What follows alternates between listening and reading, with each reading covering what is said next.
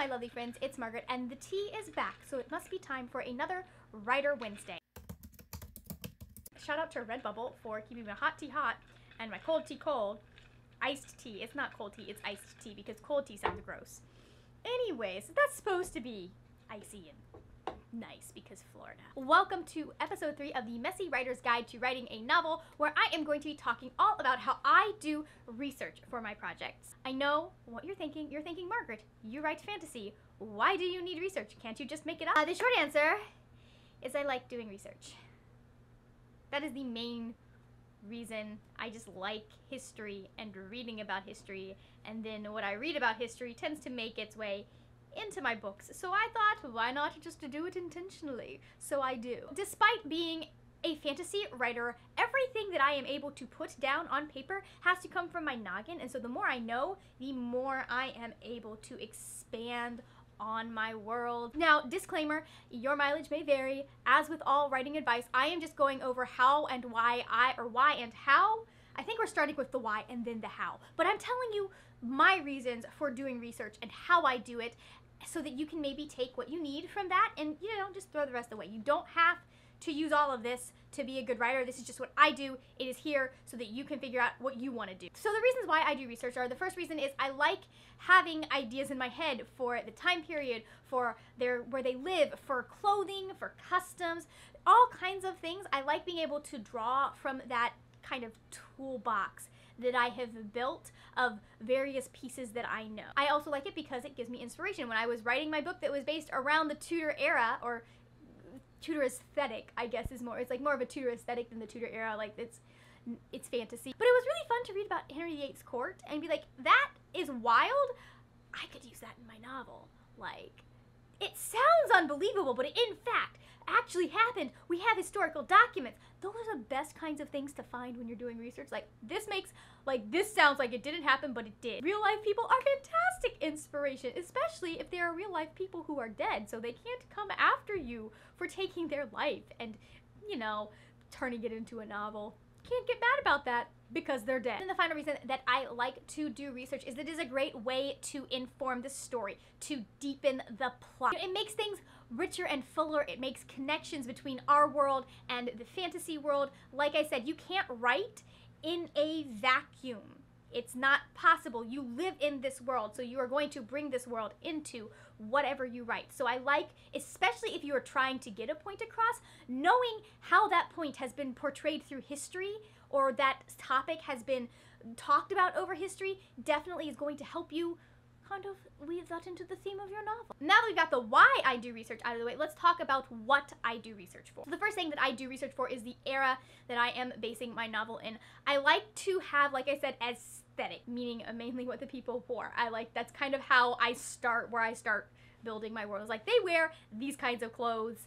Usually it's some version of medieval English garb in some way. So researching the era that each novel's aesthetic is based on really helps me get a feel for what society would have looked like and what I want to draw from to use to build my own society. Like I said, it gives you an idea of what they wear. It also is going to give you an idea of like what medicine was available and what the transportation was and what they could have eaten, how people lived, the societal expectations of the time. I don't take all of these with me into the novel. Sometimes I'm like, this doesn't work. I don't like this. I'm not going to use it. I have no problem doing that, being like, maybe we'll do a little less misogyny in this book than was actually apparent in the actual time. It helps figure out like the technologies they would have had available or the lack thereof, usually in what I'm writing. The second thing I use research to kind of give me details for is the place. It helps me combat white room syndrome. I'm much better at writing what people are doing and saying, and maybe a little bit about what they're wearing and like what their face looks like. I'm much better about the people than I am about the space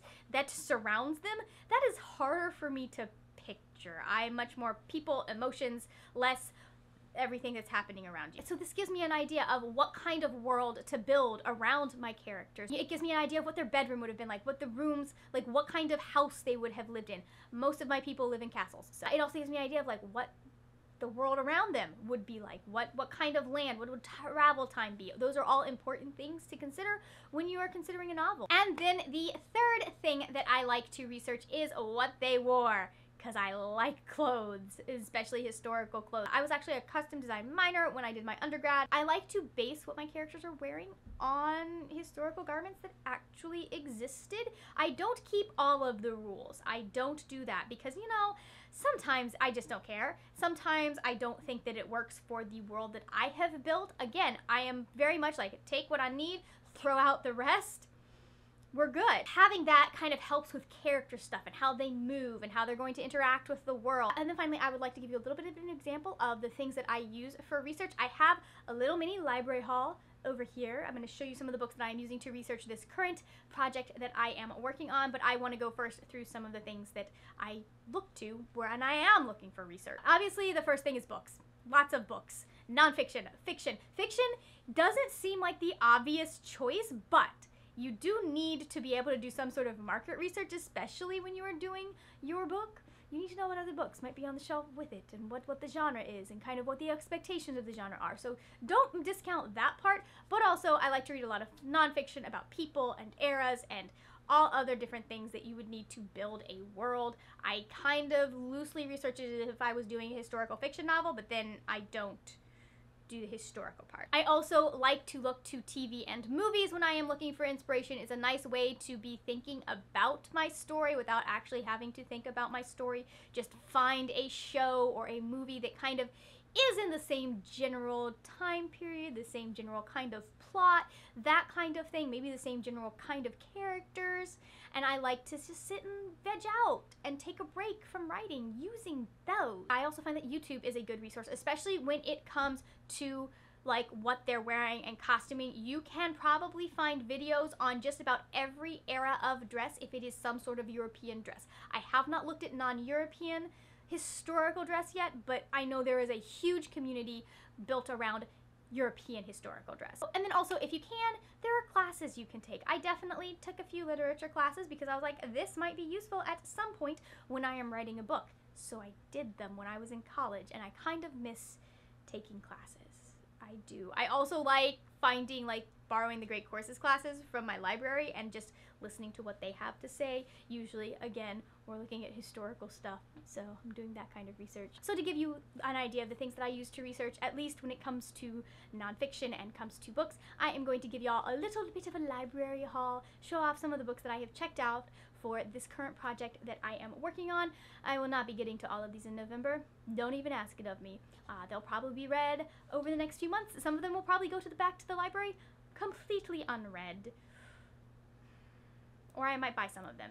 Sometimes that happens too. Like I said, I do like to look to historical people to kind of get inspiration for the things that happen to my characters, for the things my characters go through, for maybe some of the attitudes they have, or for what their lives were like. So I did check out a few books on what life was like for women in ancient times, because I'm writing from the perspective of a female character, and I'm kind of piecing her together from some of what I'm reading, some of her life, and kind of other things that are happening. I also am looking to kind of find events or things that can happen to inform backstories and other things, and get an idea of the people that were living around the time that I am kind of writing. Now, this is going to be a little bit of a widespread thing because I'm also looking, like, there are reasons it doesn't make sense unless you were in my head reading the book. So the first one is one I am actually currently working on. It is Women in Anglo-Saxon England and the Impact of 1066 by Christine Fell. This is a very interesting book, a little dry.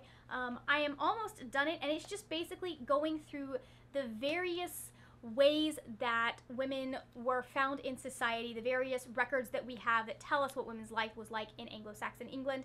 It's got just different sections. We've talked about women who were Vikings that came to England, and we've talked about how they were with religious things, how marriage affected them, how the Norman conquest of 1066 affected them. It's definitely an interesting read. I don't know how much of it I am going to use just because of the way the subject is in here, but I was actually expecting this to be a little bit more about specific women themselves and less about like the societal things, but it has given me some interesting ideas for stuff that's going to happen in the novel or stuff that will inform the way women exist in my world. I also have Women in Purple, Rulers of Medieval Byzantium by Judith Herron.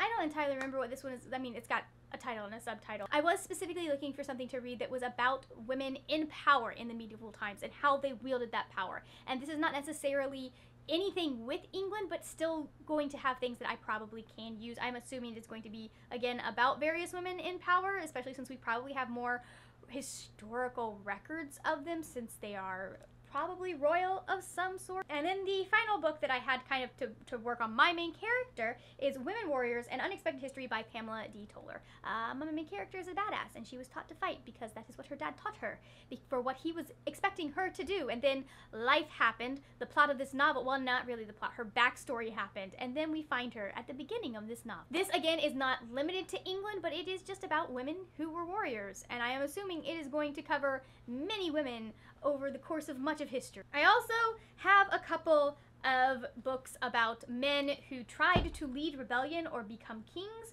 for reasons I'm not going to get into. Well, actually, I don't think they tried. I think some of them were kings. Yeah. William Wallace, The King's Enemy, by someone whose name is covered up. It is, hold on, I can look it up. D.J. Gray is the author of this book. Obviously, it's about William Wallace, who was a Scottish leader who led a rebellion against England, and I believe won Scotland's freedom. I could be wrong. Not really up to snuff. I have a second book, William Wallace, Braveheart by James McKay. When I got these books, I think there was going to be a lot more William Wallace-iness in this book, and I think I have since strayed away from basing things too much on what happened to him and his relationships, but I still have the books, and I still may look into them because they may give me ideas. And then the final one that I have is A Great and Terrible King, Edward I and the Forging of Britain by Mark Morris. This is an author that I actually have another book for. He has over here that you'll see in a minute when we get to Era. But again, talking about men who ruled and became kings and had to do a lot to get into that place. They kind of started a dynasty. The next stack of books kind of falls under the kind of the looking at history, time periods, society, how things happened. And so the first one I have is A Brief History of Great Britain by William E. Burns. This one is not so much specifically for this book, but just for me to kind of get an idea of the time periods that I tend to like to play in. So here we are. I figured it would be a good thing to read so that I'd be able to kind of know where I want to go with my next thing. I also have The Norman Conquest, The Battle of Hastings, and the Fall of Anglo-Saxon England by Mark Morris. A lot of my book is drawing inspiration from what happened when the Normans came to England, and so I wanted to read a few books that were kind of based on that. I also have The Edge of the Empire, A Journey to Britannia, From the Heart of Rome to Hadrian's Wall by Bronwyn Riley. So the bad guys, or the main antagonists of what would be the series, if this gets to be a series, is a country that is half Normandy, half kind of Roman expansion. That's what's going on. That's kind of the idea that has built in my mind. And so I wanted to look at some of how Rome worked and how they came to Britain. And it's not necessarily applicable to the time period that we are in, but I do think that there are things that are going to be in here that helped me, or that will help me, that will help me. I haven't read it yet. And then I also have The Romans Who Shaped Britain by Sam Moorhead and David Studdard.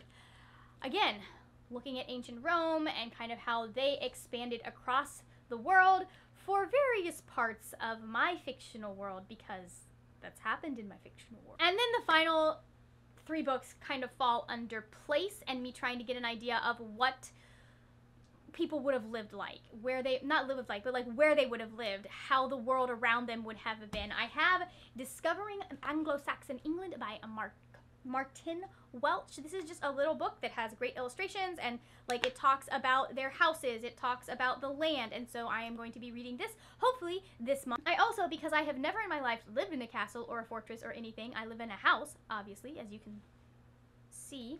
I have, this one I actually own because I keep putting things in castles and fortresses and keeps and all of that. So I have The Medieval Fortress, Castles, Forts, and Walled Cities of the Middle Ages by J.E. Kaufman and H.W. Kaufman, illustrated by Robert M. Jurga.